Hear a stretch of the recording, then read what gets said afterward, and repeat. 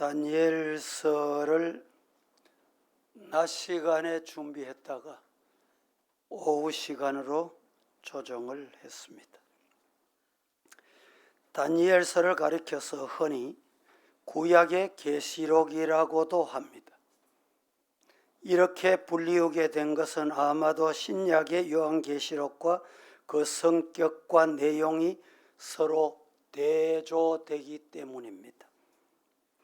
두 책은 주로 하나님의 환상과 계시를 통한 하나님의 나라와 세상 나라의 회복에 대한 예언이 시대에 따라 그리고 시제, 즉 과거, 현재, 미래를 넘어 나타나기 때문에 계시록이란 이름을 붙이게 된 것입니다. 이 신구약 계시록의 공통점이 뭐냐? 공통점은 회복이 주제입니다. 다니엘의 주제도 회복, 요한계시록의 주제도 회복입니다. 여기에 대한 계시적 예언들 가운데 구약에서는 역할 중에 다니엘과 유사한 에스겔이 또 있습니다. 에스겔도 그 한 축을 담당하고 있는 책이다, 이렇게 보시면 됩니다. 에스겔과 다니엘의 다른 차이점이 뭐냐? 에스겔서가 제사장적인 관점에서의 성전 회복에 대해서 예언하고 있다면 다니엘서는 선지자적인 관점에서 하나님의 나라 회복에 관하여 예언하고 있는 책이다, 이렇게 에스겔과 다니엘을 이해하시면 되겠습니다. 다니엘서의 시작은 두 사람으로 시작이 됩니다. 여호야김 왕과 느부갓네살 왕입니다.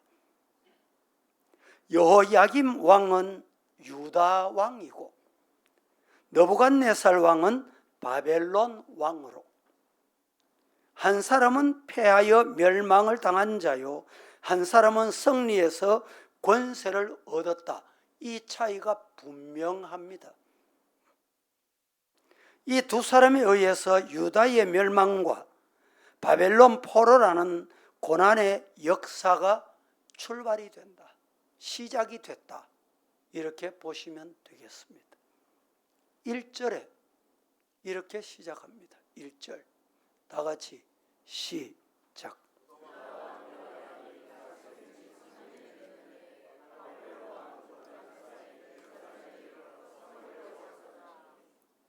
유다 왕 여호야김이 다스린 지, 위에 있은 지 몇 년? 3년, 이렇게 말합니다. 이때가 언제일까? 여호야김이 다스린 지 3년, 이때가 언제냐? 주전 603년입니다. 605년. 신흥 대제국인 바벨론이 유다를 침공해서 예루살렘을 함락시키고 수많은 포로들을 잡아갑니다. 성전의 모든 기명들을 약탈해 갑니다. 이때다 여호야김 위에 있은 지 3년, 그때가 바로 이런 때다, 이 말입니다.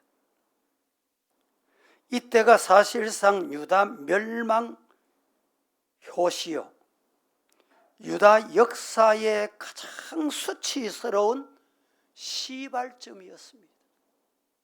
유다 나라의 수치스러운 이 역사는 없으면 더 좋을 뻔한 시작이었다는 것입니다. 그렇다면 도대체 유다 나라가 왜 멸망했는가? 우리가 아는 대로 민족적으로 하나님이 유대 나라를 선택했잖아요. 구별했잖아요. 그런데 이 유대 나라가 멸망하게 된 원인이 뭔가? 이 말씀이 중요합니다. 하나님이 택하신 선민이요 하나님을 섬기는 성민이라고 자타가 공인합니다. 그래서 하나님이 끝까지 지켜주실 줄 알았습니다. 어떻게 이토록 유다 나라가 허망하게 멸망당한단 말인가?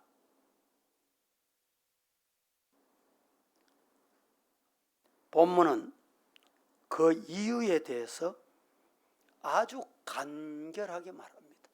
왜 유다가 이렇게 멸망했는가? 성경이 오늘 우리에게 일러줍니다. 뭐라고? 2절을 보겠습니다. 2절 다 같이 시작.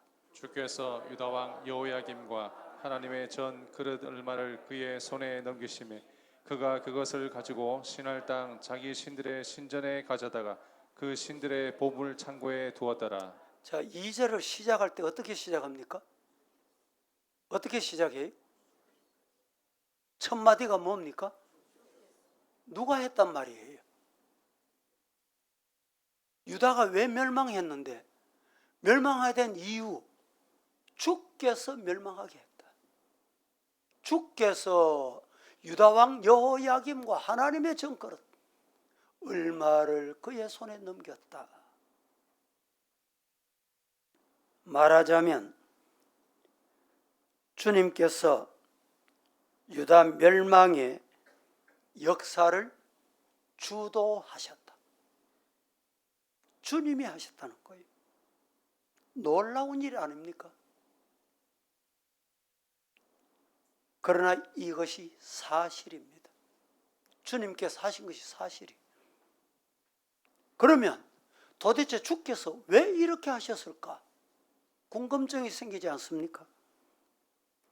유다의 멸망에 관한 말씀들은 본문에 기록된 말씀 외에도 열왕기 하, 역대 하, 예레미야 등 여러 번 성경에서 강조해주고 있습니다. 이 말씀들을 종합해 보면 요시야 왕 이후에 하나님께서 제일 크게 기대했던 왕이 바로 여호야김 왕입니다. 여호야김에게 하나님이 특별히 기대하신 거예요. 여호야김이 몇 년 동안 왕위에 있었습니까? 11년. 11년 동안 통치했습니다. 여호야김 왕이 유다를 통치하기 이전에는 모든 왕들이 단명했습니다. 수개월, 짧게는 3개월, 짧게는 며칠. 이 왕들에 비한다면 비교적 장수한 왕 중에 하나가 여호야김 왕입니다. 그런데 그는 하나님의 기대에 전혀 상반된 부응을 함으로 하나님께서 여호야김에게 실망하시게 된 것입니다. 그러면 이 여호야김의 허물과 죄가가 도대체 무엇이었을까? 이게 중요합니다. 왜 하나님이 실망하셨느냐? 잘 들으세요. 하나님이 기대했던 인간이 하나님을 실망시킬 때 어떤 일이 생기느냐? 왜 실망했느냐 이 말입니다. 세 가지로 나누어서 말씀드립니다. 첫째는 11년 통치 기간 동안 여호야김 왕은 자기 집 짓는 데 쓰려고 레바논의 백향목을 갖다 화려하게 자기 집을 꾸몄다. 오늘 지도자면 결코 이러면 안 되는 것입니다. 과연 그때 상황이 자기 집을 사치스럽게 지을 때냐 이 말입니다. 사치스럽게 태평성대할 때냐 이 말입니다. 국가의 운명이 풍전등화와 같은 때에 어찌 개인의 사치와 향락만 챙기느냐? 하나님이 그래서 실망하신 거예요. 두 번째 이유가 있습니다. 하나님이 왜 여호야김에게 실망하셨느냐? 11년 동안 통치 동안 탐남, 압박, 강포를 행한 왕이었습니다. 왕이 되었으면 어려운 때에 백성들을 위로하고 백성들을 격려하며 그들을 살펴서 도와주어야 할 텐데 그렇지는 못하고 어찌 강포와 탐남만 일삼느냐? 그래서 하나님이 실망하시게 된 것입니다. 세 번째 이유가 있습니다. 왜 하나님이 여호야김 왕에게 실망하셨느냐? 여호야김 왕의 허물과 죄가 뭐냐? 세 번째, 11년 기간 동안에 통치하는 동안에 레바논, 바산, 아바람 같은 이방의 명산, 이방의 좋은 산, 이름 있는 산들을 돌아다니면서 혼자 다녔느냐? 향락을 즐긴 거예요. 여인들과 향락, 희락을 즐겼습니다. 여러분, 성도들도 영적인 지도자들도 나라의 지도자들도 이 말씀에 유의해야 합니다.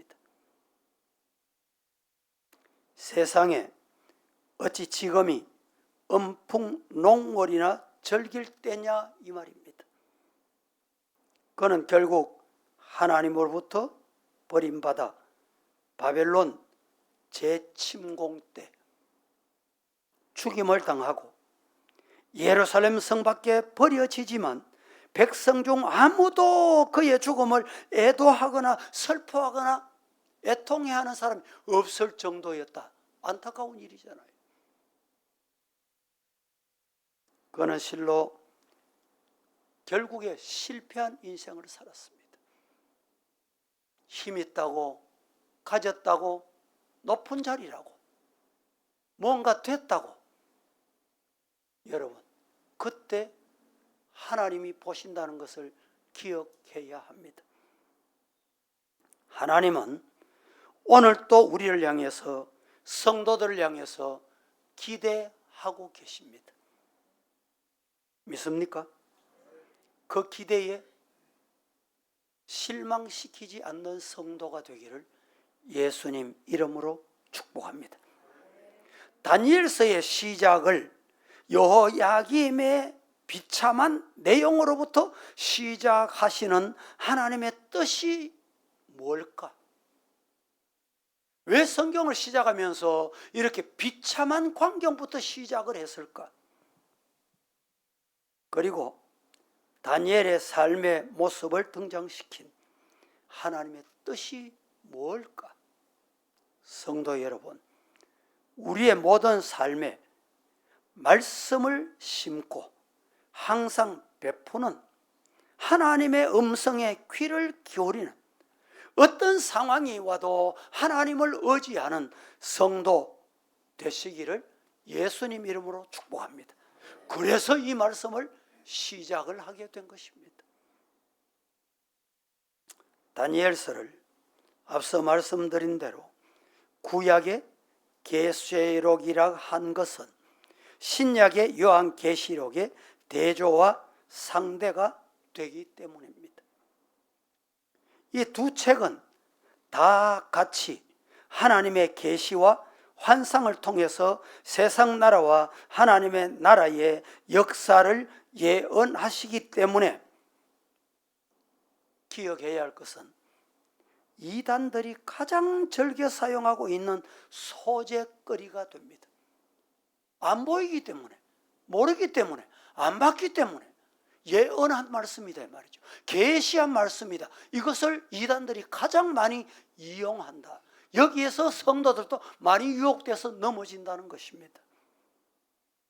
그러기에 우리는 무엇보다도 이 환상과 계시라는 특수성 때문에 이단들의 소재거리가 되는 것을 영적으로 경계하면서 가능하면 정확하게 알고 이해하고 엉터리 같은 해석이나 말씀을 전한다고 하는 말씀을 인용하는 미혹에 넘어가지 않는 성도 되기를 예수님 이름으로 축복합니다. 미혹에 안 넘어지려면 우리가 알아야 될 게 있어요. 성경을 알아야 돼. 들어야 돼. 다니엘서가 다른 성경과 가장 큰 차이점은 유다의 역사가 아니라는 사실입니다. 다니엘서는 자세히 읽어보면 유다의 역사가 절대 아닙니다. 무슨 역사일까요? 바벨론의 역사입니다. 다니엘서는 이상하지요. 왜 이방 나라 바벨론 나라의 역사책을 만들었을까 이 말입니다. 왜 거룩하신 하나님의 구속사에 이방 나라의 역사가 끼어 있느냐 이 말입니다. 우리는 의아하게 생각할 수도 있지만 이 말씀은 세상 어느 나라든지 세상 어떤 사람이든지 하나님은 동일하게 섭리하시고 동일하게 사용하시고 동일하게 역사하신다. 무슨 말입니까? 이방인도 하나님이 주관하시는 거예요.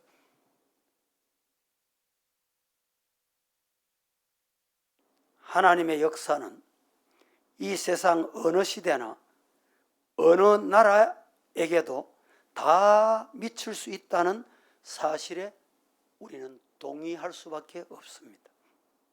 그렇다면 하나님께서 들어서신 이 바벨론이라는 나라는 어떤 나라이며 어떻게 하나님이 서셨는가 궁금하지 않습니까? 왜 이방 나라가 도대체 어떤 나라이기에 하나님이 바벨론을 들어서셨냐 이 말이죠. 성경에 보면 바벨론의 등장은 이사야 39장 1절에 다 같이 시작. 그때에 발라단의 아들 바벨론 무로닥 발라단이 히스기야가 병들었다가 나았다 함을 듣고 히스기야에게 글과 예물을 보낸지라. 자, 바벨론 나라가 이때 등장을 합니다. 이때가 언제입니까? 바벨론 왕 무로닥 발라단이 왕 이름입니다. 히스기야 왕이 뭐 할 때? 병들어. 무슨 병? 문둥병 들어.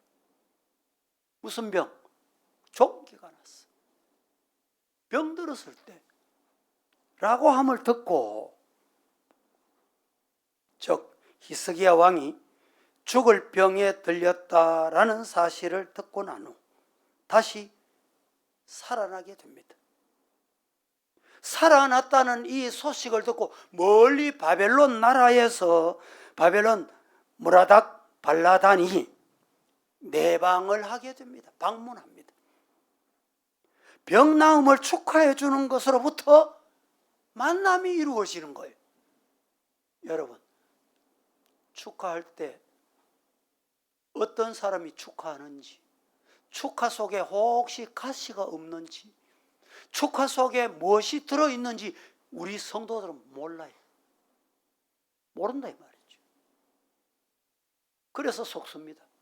목사님, 저를 용서하이소, 받아주이소. 사람 몰라요. 받아주면 될 줄 알았어.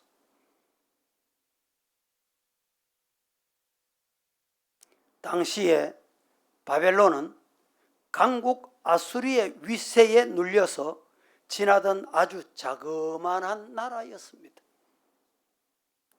그래서 히스기야 왕은 안심을 하고 바벨론 왕에게 자기의 마음과 성전의 중요한 것을 활짝 열어서, 이 말씀을 지난주인가 제가 말씀드렸죠.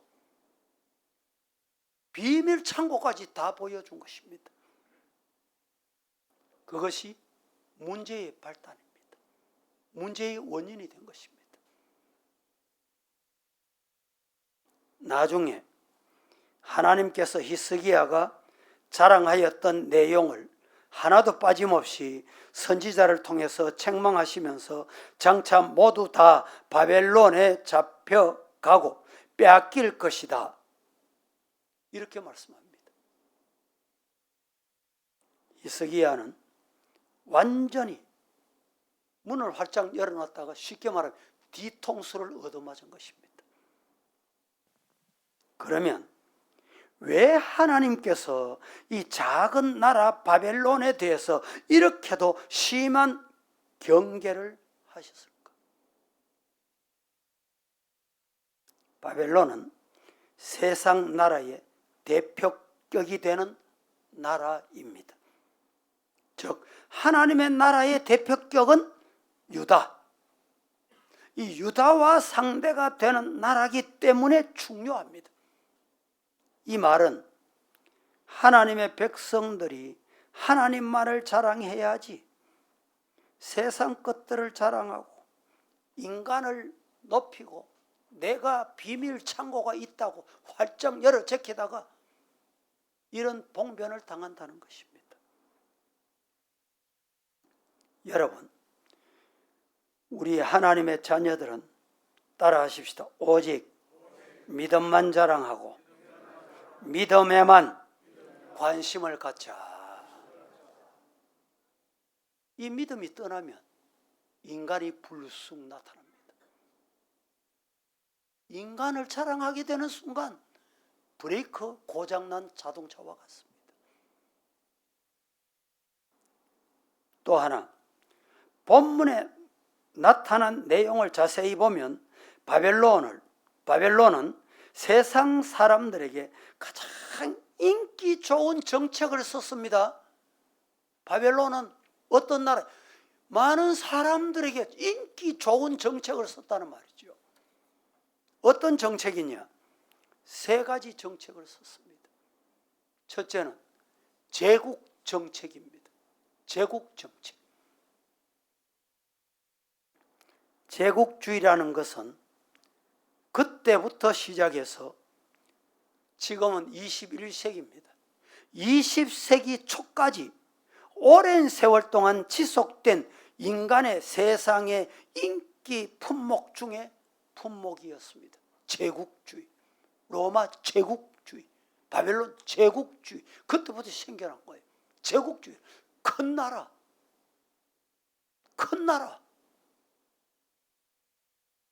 큰 것, 강한 것, 화려한 것, 편리한 것, 좋아하는 사람들에게는 가장 매혹적인 정책이 아닐 수 없습니다. 여기에 성도들은 정신을 차려야 됩니다. 현혹되면 안 되는 거예요.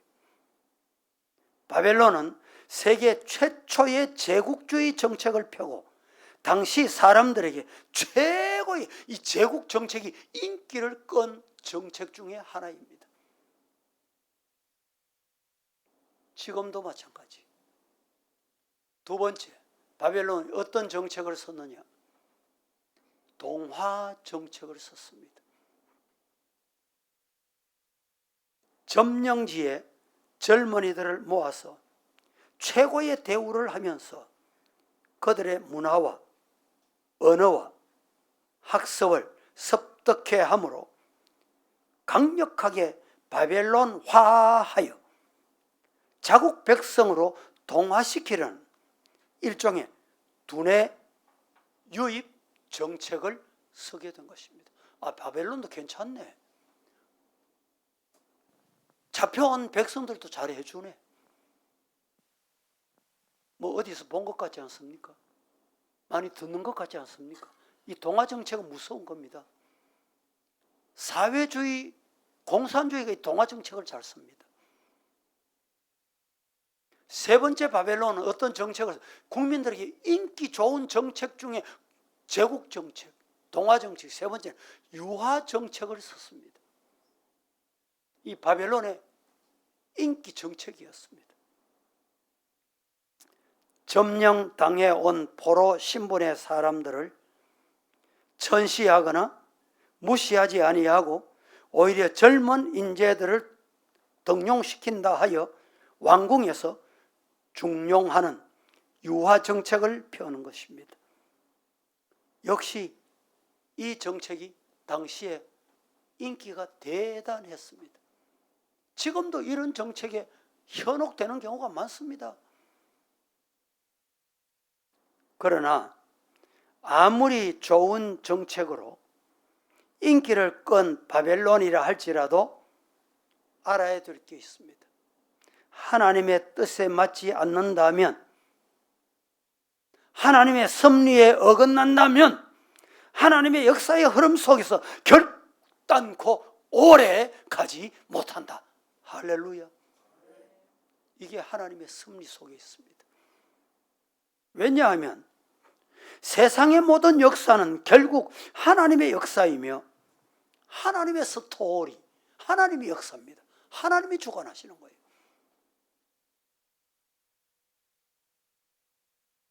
모든 나라의 흥망성쇠는 결국 하나님의 손에 달려있기 때문입니다. 따라서 하나님의 나라 역사의 주인공은 당연히 하나님의 백성인 선택받은 우리들이다, 유대민족이다 믿으시기를 축복합니다. 말씀을 맺겠습니다. 사랑하는 성도 여러분, 우리는 세상 모든 사람에게 하나님의 나라의 모든 진리를 전하는 전달자입니다. 최근에 어떤 분이 찬양하시는 분 중에 어디서 선교사를 붙여줬는지 찬양 선교사 이렇게 부르더군요.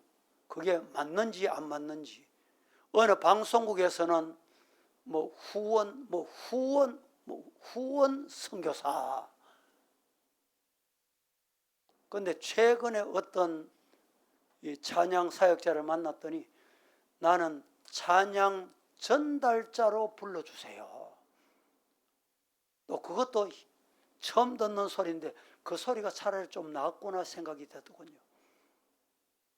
오늘 저와 여러분은 하나님의 음성을 듣고 하나님의 메시지를 전달하는 전달자입니다. 믿습니까? 하나님의 메시지를 전달하는 대표자임을 우리는 꿈에도 잊지 않고 항상 정확하게 하나님의 말씀을 전달할 수 있어야 돼요. 전달자가 가다가 변질되면 안 되잖아요. 가다가 섞어가지고 내 뜻을 전달하면 안 돼요. 문제가 생깁니다. 하나님의 메시지를 항상 정확하게 전달하는 전달자, 전도자, 진리의 중심에 서 있는 저와 여러분 되기를 예수님 이름으로 축복합니다. 거룩하신 하나님 감사합니다. 오늘 또 이렇게 다니엘의 환상과 바벨론에 관한 메시지를 우리에게 주셨습니다. 어두운 시대에 하나님께서 바벨론을 들어서셨던 이유를 말씀을 통해서 깨닫고 알고 이방 나라도 하나님의 뜻에 하나님의 영광을 위하여 사용하신다는 것을 우리가 깨닫고 우리는 어떤 경우에도 하나님의 뜻에 맞는 쓰임받는 일꾼으로 쓰임받게 하옵소서. 예수님의 이름으로 기도합니다. 아멘.